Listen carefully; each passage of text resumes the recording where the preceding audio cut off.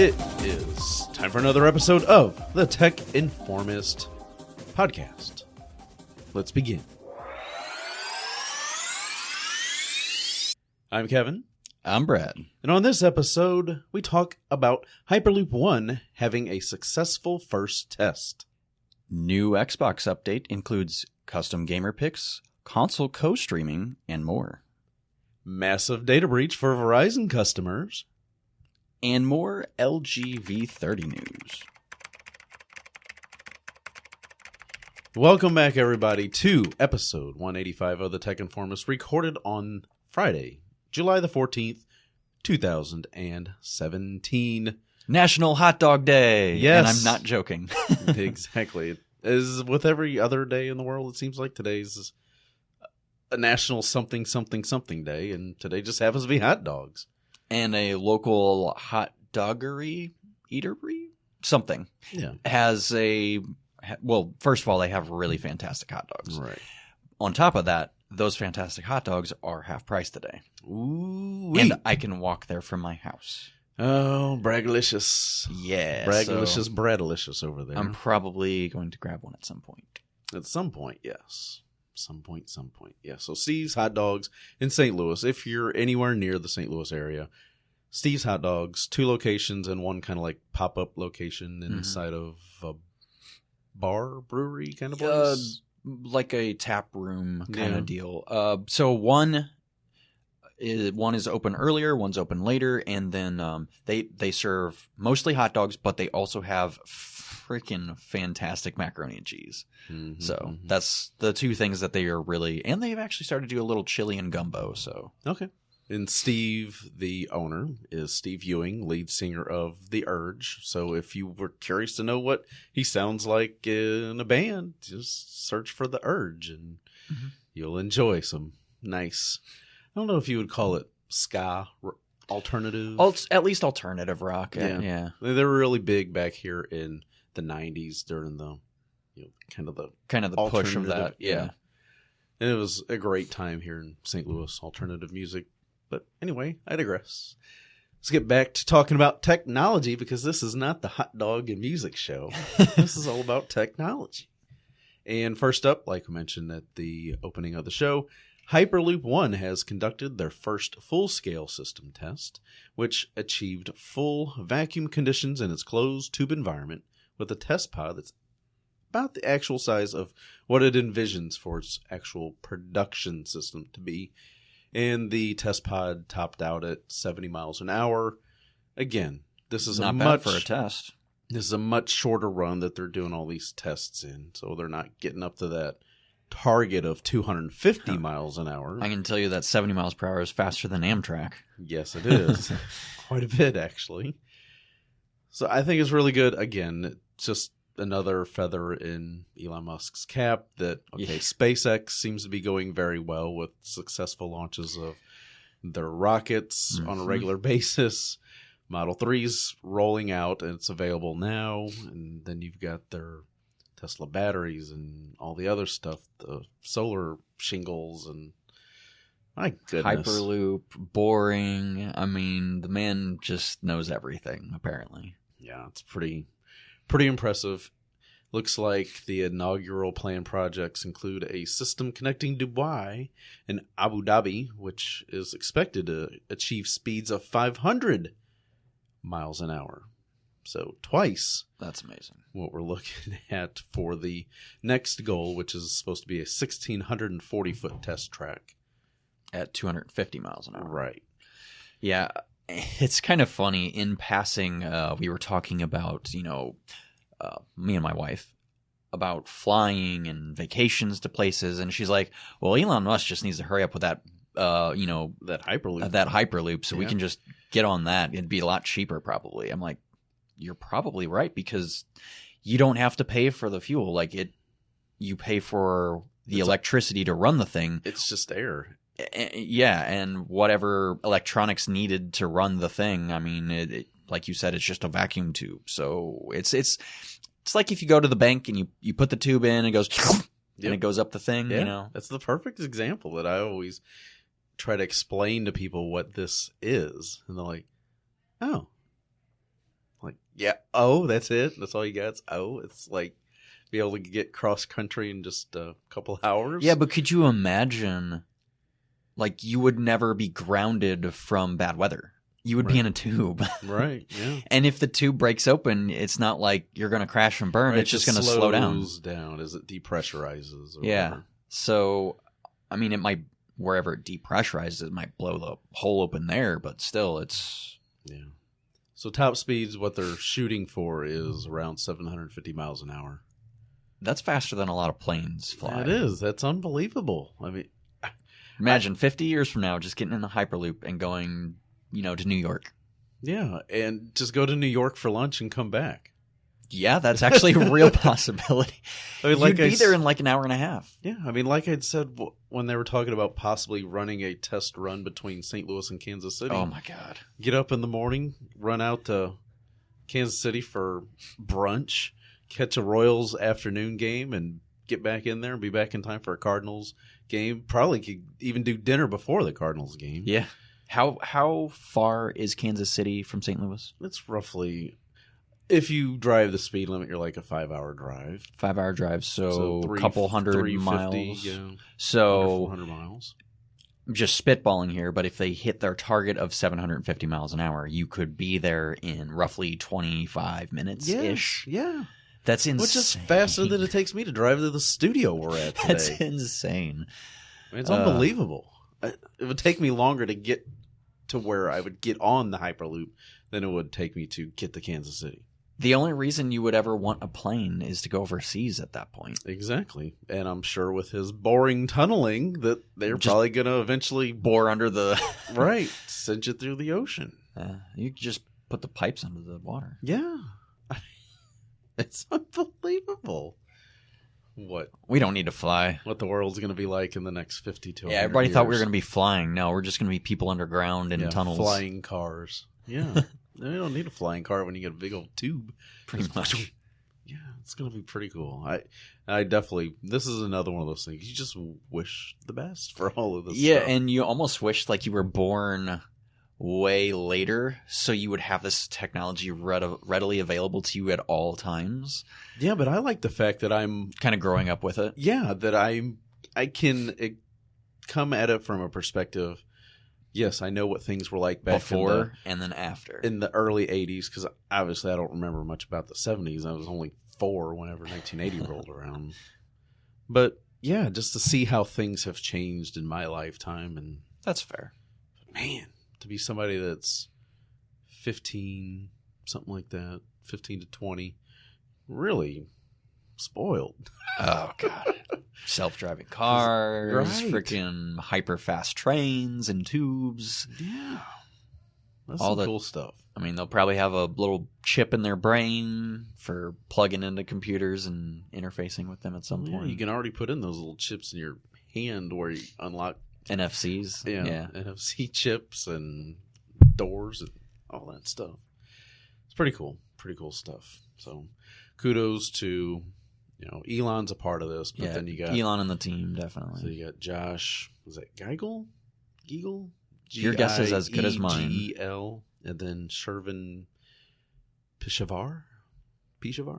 I'm probably butchering those names, and I do apologize for that. Hey, what can I say? Just a podcast host. I'm not a literary vocabulary expert.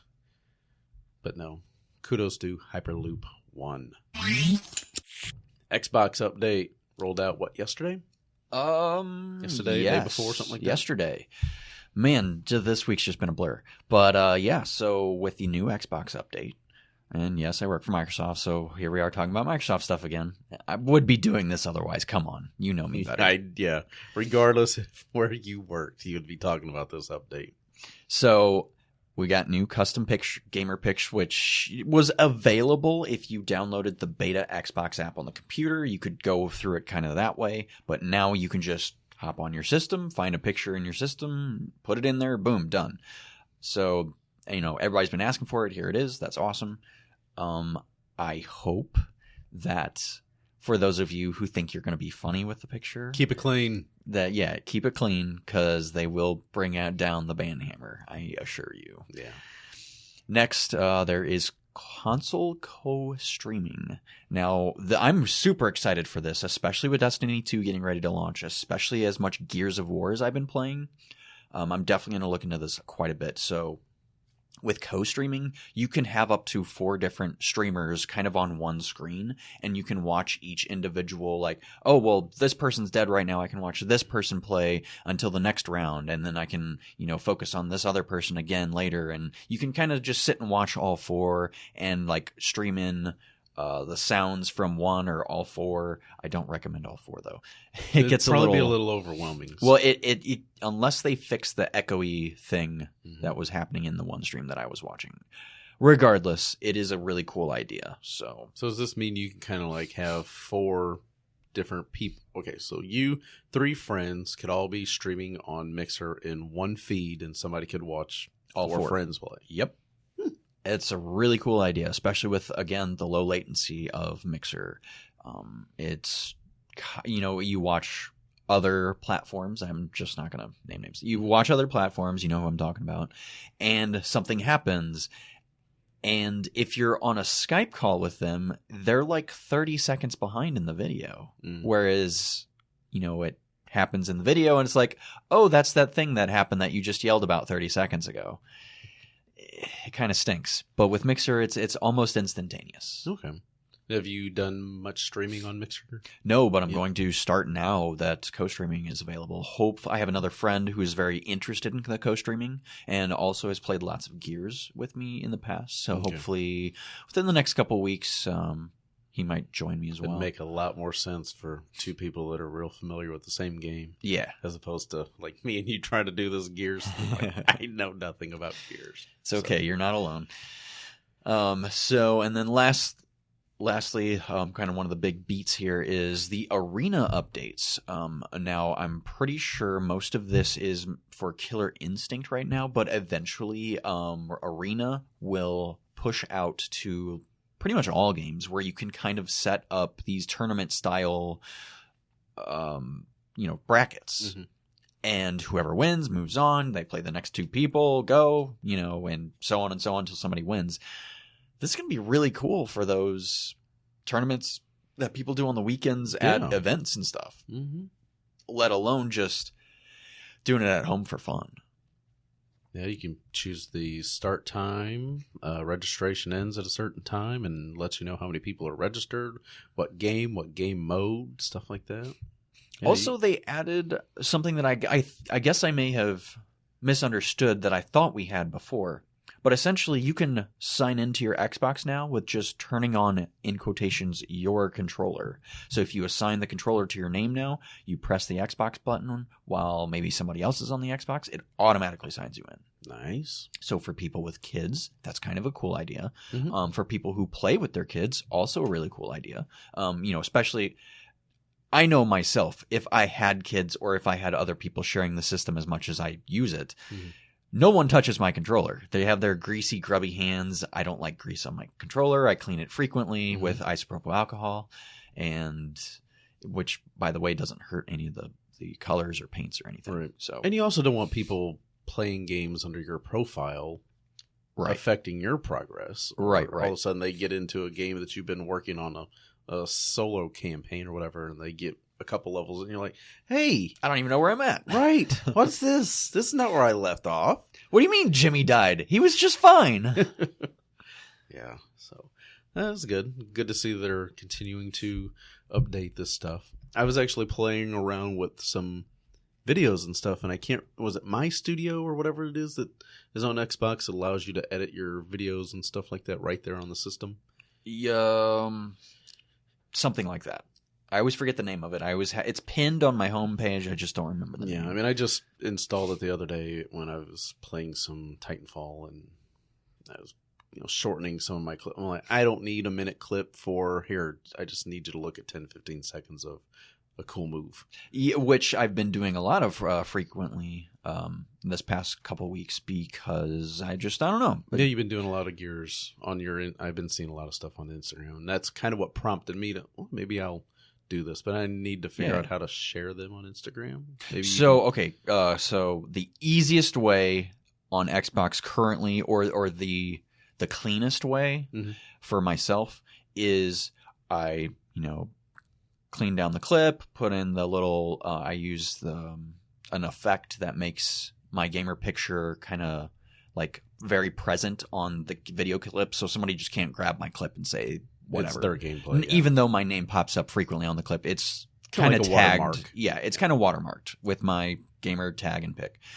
So then on top of that, you go to upload it to the system or whatever. You have the option to upload it to OneDrive.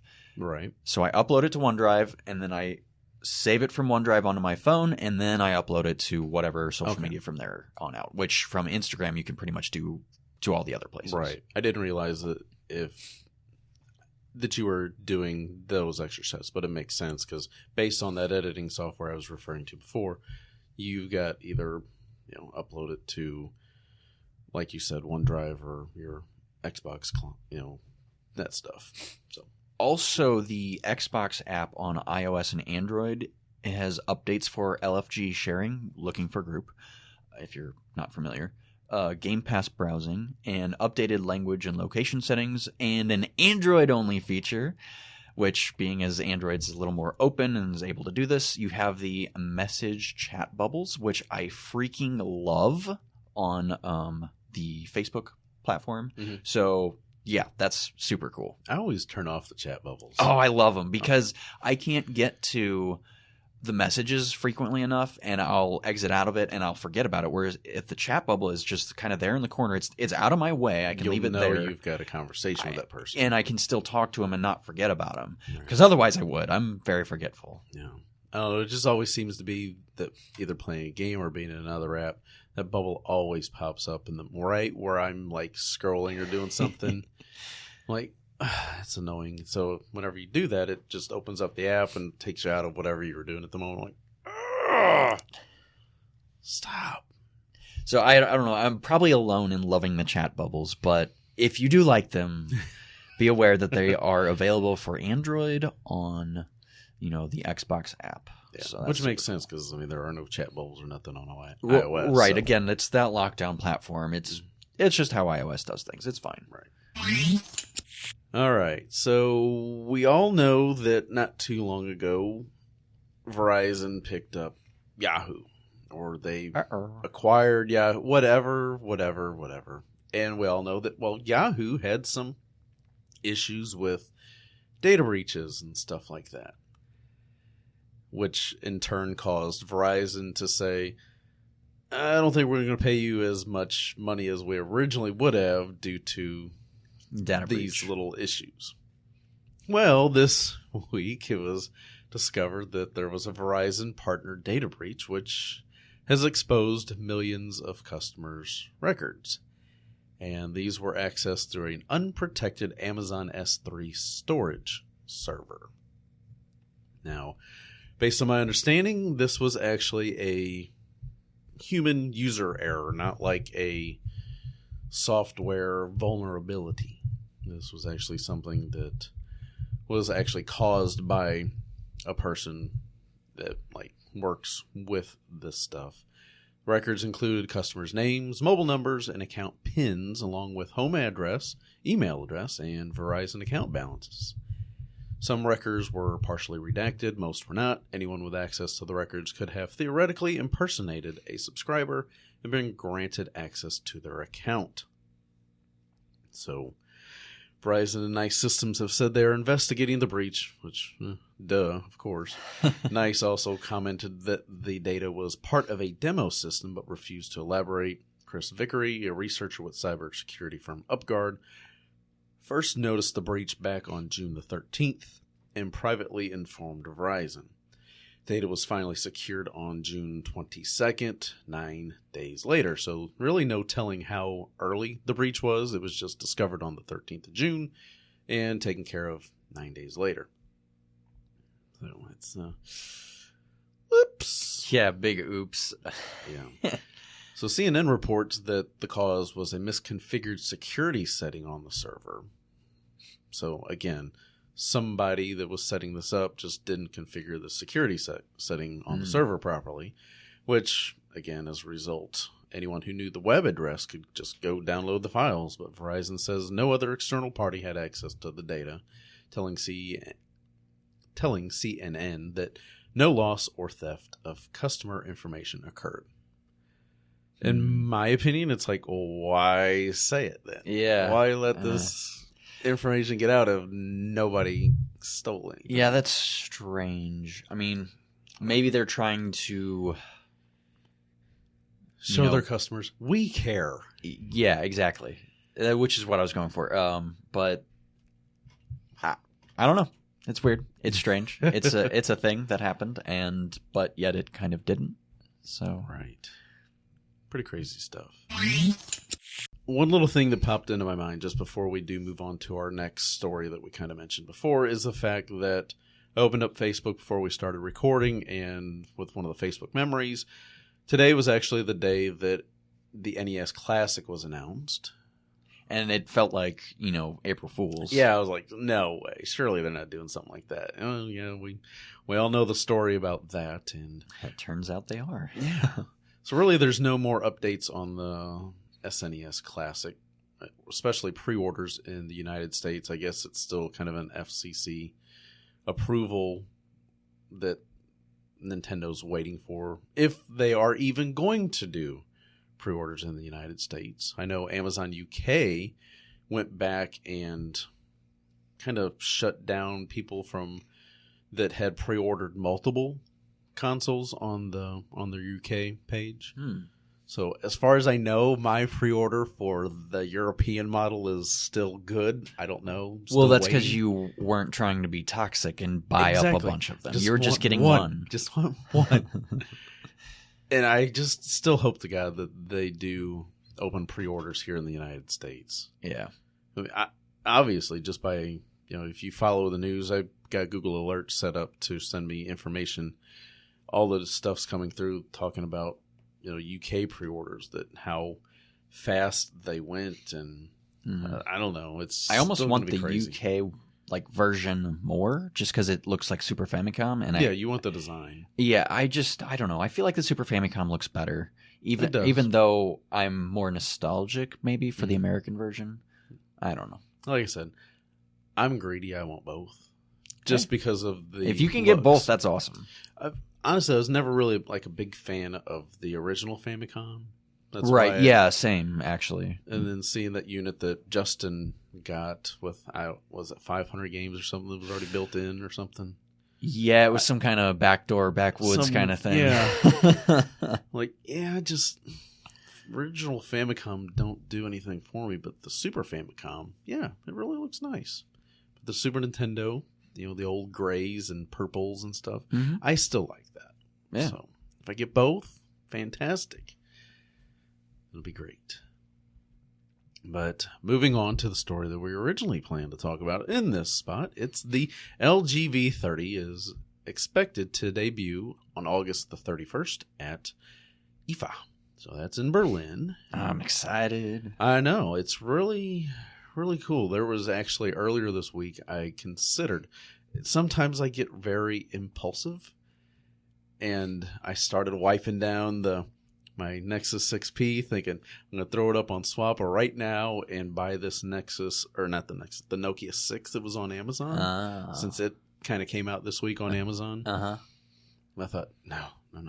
If I'm going to get an Android device, another one to replace the Nexus 6P, I want it to have good specs. Yeah, that way you don't have to get another one later. Yeah.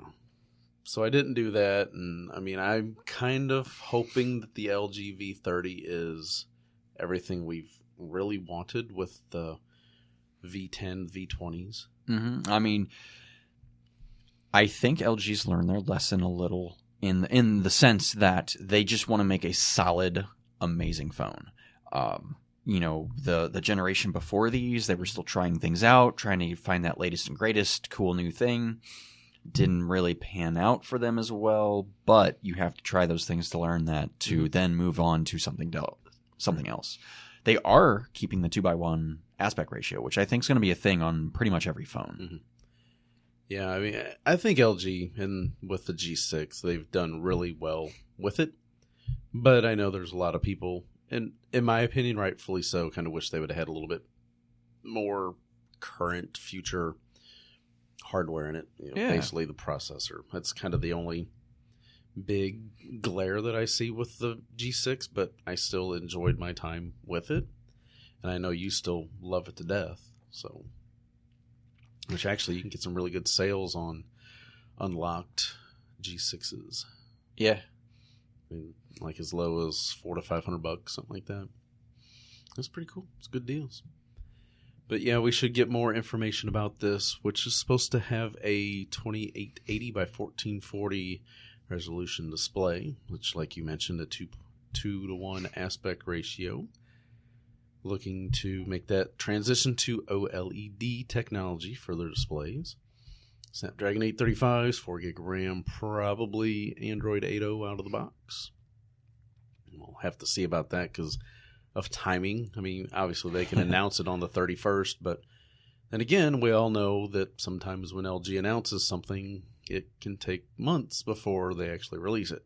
Mm-hmm. I've kind of done that in the past where, cool, hey, we announced it, and it takes 2 months to release. Yeah. So hopefully they announce it on August 31st and they have it out by the end of September. That would be nice. And I think, again, we're still hearing probably the week or so before that, like, was it August 23rd that Samsung may officially announce and show off the Note 8. So we'll have to see. Looking forward to this. All right, it's time for app, entertainment, and hardware picks, and I kind of think that we've got as many or more of these than we do news stories this week because, I don't know, just to me it seemed like it was a slow news week. I don't know, things just really were not sticking out in my mind. Yeah, it's been like that for the past couple of weeks for myself. I don't know if it's just, E3's come and gone and nothing really happens as much in the summer, it feels like, or if it's just been I've been as more busy. Those career life change, I think, has really got your mind refocused on a lot of different things. So some of the things that you used to prioritize, you're unable to prioritize now because you got to focus on your new career.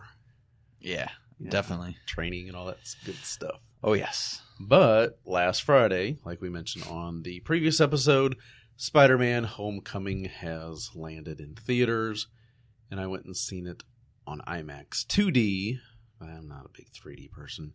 No. I went and saw it on IMAX last Friday, and as a Spider-Man fan, and from what I enjoyed, Tom Holland's portrayal of Peter Parker and Spider-Man in Captain America Civil War, I really enjoy his version of Spider-Man. It was really well done. And, you're not alone. I have not seen this, but you're not alone in thinking that. I've heard from multiple people that this may be the best Spider-Man movie they've done yet.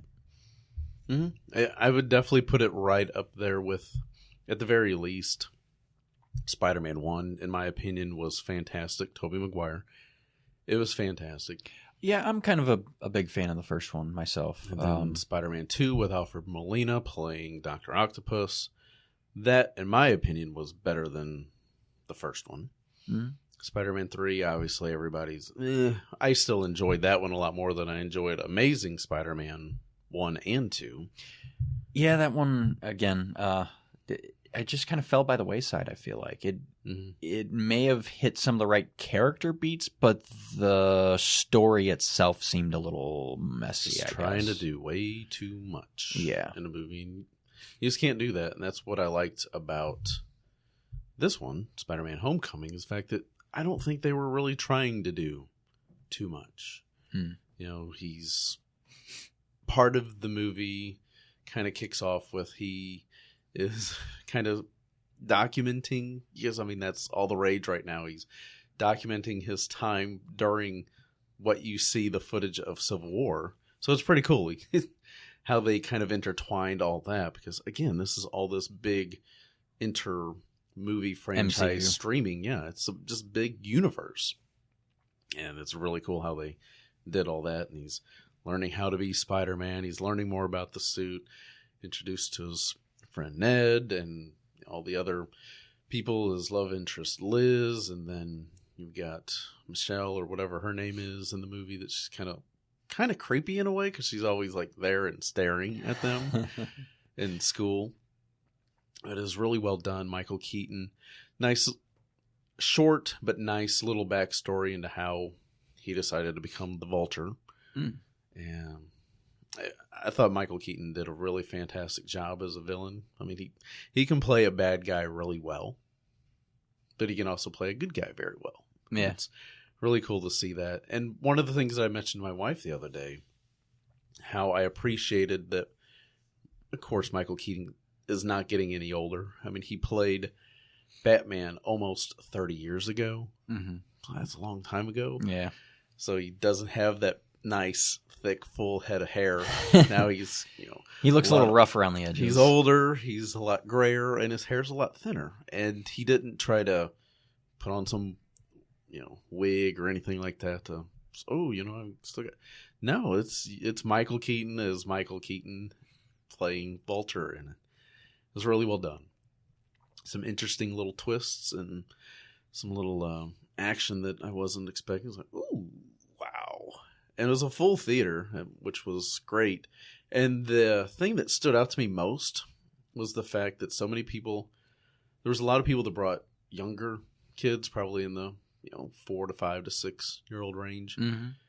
But there was also a really unbelievable mix of diverse people. I mean, so you had Caucasians, African Americans, and Hispanics. So many different cultures all coming together and enjoying the same thing. Yeah. Yeah. It's like, why can't the rest of the world just get together and get along over everything else? And it takes. That's what I love about nerd culture is it does that. Same way with kind of space, but we do it like realistically. Like we get along with the Russians, who get along with the Germans, who get along with everyone else up at the space station because we're all there for the same thing. We're trying to same interests, same passions. Yeah, and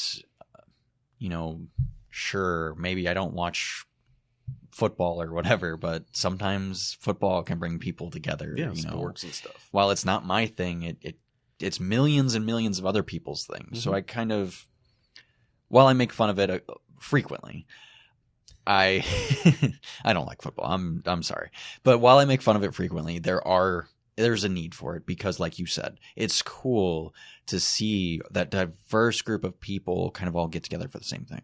Mm-hmm. But I will say that somebody behind us, it sounded like they were sleeping through 3/4 of it. So I don't know if he just had like a breathing issue, but it sounded like he was sleeping. Like I looked at my wife and we're both like, but I don't know. Again, it's something I'd go see again in a heartbeat. And experiencing on IMAX was fantastic. Sounded great, looked great. It's really well done. Really well done.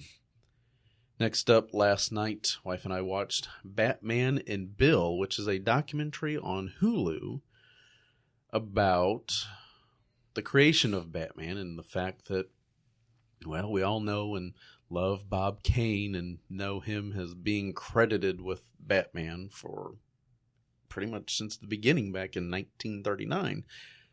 Well, in reality, you need to know about Bill Finger, who essentially was Batman. He was the man behind Batman. Bob Kane was the animator for Batman. He wasn't the story creator. He was not the writer. He didn't create. And from what I understand, he changed a lot of, like there was the initial idea, then he changed it for the better. From what I understand. Yes, yeah, because you watch the documentary, you learn all about the stuff, but the basics is that Bob Kane was, he talked to the people at DC because they wanted to have a character, to go along with Superman and stuff like that.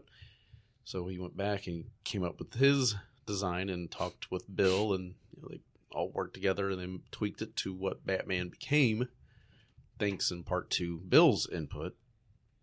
And unfortunately, it was just one of those handshake deals that Bob never really, I guess, followed through with, as Batman became bigger and bigger and bigger, and he was making tons and tons of money from licensing and getting all the credit and stuff like that. And poor Bill, he just passes away, nothing to show for it. Yeah. What was it? It was like his niece or something that they found, who's still granddaughter. Okay, that granddaughter. That's right. Down in Florida, and trying to think of the person's name. Anyway, he kind of he's a writer, and he took it upon himself to like do all this research and track down an heir to say, hey, we need to kind of challenge this, and because Bill Finger needs to get the credit that he deserves for his role of being a bigger part of Batman than just Bob Kane. And even there's a recording that Bob Kane is on saying, Bill was probably 50 to 75% of Batman. Saying he regret. Of course, this is all after Bill Finger passes away that he gets this stuff recorded, and Bob Kane passed away in like 93 or something like that, I think. Saying that, he regrets, blah. I'm like... So anyway, going to court proceedings and stuff like that. It was really good. I'm not going to kind of spoil all the different things, but it was really, really a great watch. So it's available, as far as I know, it's only on Hulu, because I think it's a Hulu-only documentary. It was fantastic, and Mike Wilkerson here with Two Guys Talking, he's the one that mentioned it to me last night, and I just happened to stumble upon it when we were looking for something to watch last night. I'm like, ooh, I just heard about this today. Let's watch it. Yeah, it's funny because Sarah watched that a couple of weeks ago and was telling me about it, and just it's so fascinating. Yeah. Especially if you're a Batman fan. Yeah. You're like, what? Wait? No. So all these characters that we know and love, it's like, About that. Yeah. Anyway. Daryl Pritchard, friend of the show, sent out a book request or book recommendation called Gates, How Microsoft's Mogul Reinvented an Industry and Made Himself the Richest Man in America. Oh, this sounds fascinating. It does. It really does. And, I know Daryl really loves Microsoft, and he loves reading and learning about, the history and stuff of, computers and how things came to be and the people that made these big changes and how we interact and with the world and each other. So you can get it on Amazon. It's a free digital book with Kindle Unlimited. You can get it in hardcover from $9.80, or you can get it in paperback for $21.50 via Prime. That's pretty cool. I might pick that up on the Kindle Unlimited since, well, Prime member. That's kind of cool. You can get one of these things. I'll have to give it a try. I would probably like to read this and learn about it. Not sure how many pages it is. Let's see. Probably figure that out. 560 pages. And it looks like it was published back on April the 9th of 2013. So yeah, it's a decent read. Yeah. Probably wouldn't be something I would mind reading on my phone either. I don't usually read books on my phone. I don't know why. I'd be okay with it. I mean, now I have my Surface, but that's beside the point. It's like, when are you going to... And also, when are you going to have time to do that kind of stuff? Sure. Never. Almost never. Right. The last thing, friend of the show... Sam Ventimiglia. Yes. He has skinned his Surface Book with dBrands. And, it looked so dang good that I started looking up skins for my Surface Pro. And I thought, if you, our listeners, have not heard of dBrands, you should go check them out because they've got some pretty cool stuff there. That's dBrands Skins. The website is just D and then the word brands.com. I mean, you can get things for Dell XPS, iPhones, pretty much almost any phone, any kind of device. Like on the dbrand.com website, and you're scrolling down, you look at the MacBook skin. The one that they show here as an example makes it look like marble. Like, that is so cool. I've never put one on or bought one. But I haven't thought about how hard that may or may not be to do, but I'm sure that dBrands makes it easy enough for your average consumer to do. Right, yeah. You can skin your Xbox and PlayStation 4 controllers, and I mean, there's so many different... Xbox, uh-oh. Yeah, you've got enough Xboxes. Maybe you should skin one. Yeah. Alienwares, Razer computers. You can even skin your DJI Spark drone, and a variety of different phones from a wide assortment of manufacturers. Tablets, laptops. Heck, looks like you can even do headphones. So skin your headphones, your Audio Technica M50Xs, M40Xs, and M50s. You can even skin your Nintendo Switch. So knock yourselves out.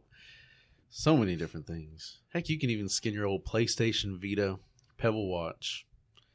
This is impressive how many different things they've got skins created for. Well, and the cool thing is there's a gallery of kind of examples of things that they have skinned. So you can kind of roll through the pictures and like, oh man, those colors do look good together. That's what I want.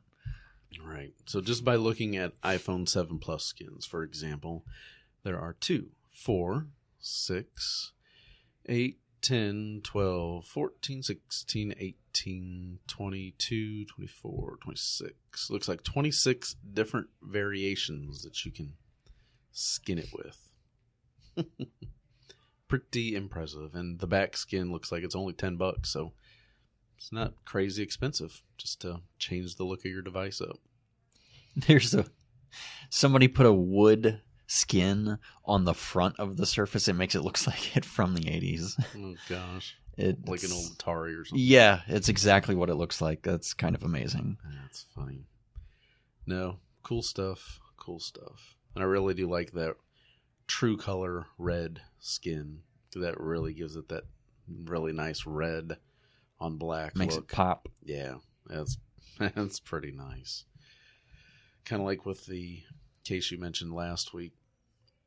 Maybe I might have to get something like this because that would be pretty darn cool. Yeah, I don't know. I'm really big into customization of things, especially if it's relatively easy and or cheap. Mm-hmm. And the thing that you do need to know about D-Brands is the material they use is not cheap. It is 3M material. These are things that you wrap cars with, essentially. So they're going to last as long as you take care of them. And even if they don't, they're like $8. Yeah. I mean, like I said, for the 7 Plus, it's $10. I mean, really, you're almost protecting the device more than making it look pretty, you know? Right. And if it gives it a little bit of grip, even better, because that is definitely one of the issues and why I keep the silicone case from Apple on my 7 Plus. It's just a little slippery without it, in my opinion. Oh, look, they even have instructions on how to apply. Imagine that. A little YouTube video. It's only 2 minutes long, so yeah. Just so you know. All right, it's time for this week's beer pick of the week. So this week is Canoe Paddler from none other than Leinenkugel, which I'm not usually a huge fan of. But here in the Midwest, I like to think that we have one of the best Kolsches in the United States, because Kolsch typically comes from Germany, and to make it a true Kolsch, you need a true yeast strain from Cologne, Germany. Well, it just so happens that our good friends, or like to think of good friends from Schlafly, just so happen to have said yeast strain from Germany, so they have a true Kolsch. So I hold a lot of beers up to that standard. However, the Kolsch from Leinenkugel is quite fantastic. It is,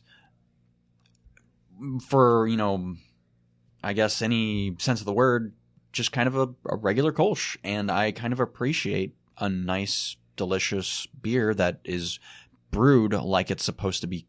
It's just, normal. Hey, this is what it is. And that Kolsch style was born, it's a little description here, but the Kolsch style was born in 1906 when Germans in Cologne brewed a crisp, easy-drinking beer. And that's essentially what Kolsch is. And being as hot as it's been this week, a Kolsch would be nice and crisp and delicious right now. Mm-hmm. We've had a few Kolsches here on the show that I've recommended, and, I I tend to really recommend things that I find quite delicious. That may be different for you. However, I do recommend giving Leinenkugel Canoe Paddler a second look if you've tried it once, because apparently I have also tried it twice. And the first time I didn't like it so much, and here we are 2 years later, and I think it's fantastic. So, taste change, but it's 5% ABV and only 11 IBUs. So, somewhat light Yep. in a way. Light, crisp, clean. That's really how I'd like to, explain a Kolsch. It's not quite a lager, though. It's not quite have that sweetness to it that a lager would have, but it's not quite that hoppiness of a pale ale or something. Right. It's somewhere in between that, and I don't know. It's good. So, what do you rate it? I gave it a solid 4. Okay. It's definitely a beer that I would come back to, especially in the summer months that we're in.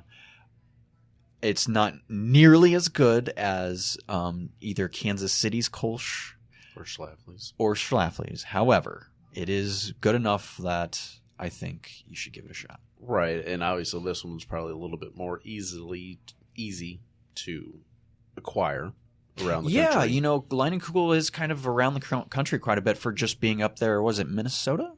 I believe so. Up there by they're definitely a northern Chippewa Falls, Wisconsin. Sorry. Yeah. Which they're a subsidiary of Miller Brewing Company, apparently. Oh, well, that would explain why you can get them so easily. So it's kind of like Shock Top to AB InBev. Yeah. So at one point they were their own thing, but they're part of... As the industry moves in that direction. Yeah, can't beat them, acquire them. Exactly. And we're going to see more and more of this. That's not a new thing. It's, however... Just because they're part of those big subsidiaries doesn't mean you can't not at least enjoy one of their beers. Right. I talked about one of the pumpkin beers from one of those that it was like Night Owl or something. Wasn't expecting it to be as good as it was, but it was fantastic. There you go. And sometimes when you only have a couple cheap options, you got to go with what's delicious. Yeah, so you got to. I have not checked this in, and I can't remember if I've had it before, and like you, forgot that I just didn't check it in or something. I don't know. I'm going to have to look for it, because I do like a good Kolsch or Kirsch, whichever. Yeah, depending how you pronounce it. Yeah. Right. I think the real pronunciation is Kirsch. That's what Tom Schlafly said. So, well, he would probably know better than myself. Yeah, probably. So that does it for this episode of the Tech Informist podcast. If you've got any suggestions, feedback, thoughts, etc., let us know. You can either email us contact@thetechinformist.com or let us know via Twitter @techinformist, @Kevin Harvell, or @holy_shadows. Yeah.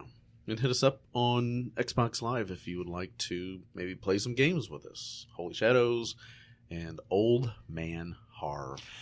And I also have been, like we mentioned earlier, uploading some videos for Gears of War on my Instagram. Also @holy_shadows. Go figure. Go. Yep. All right, folks. Thank you so much for listening. And until next time, consider yourself informed. We're going to go eat. Oh, yeah. Tacos.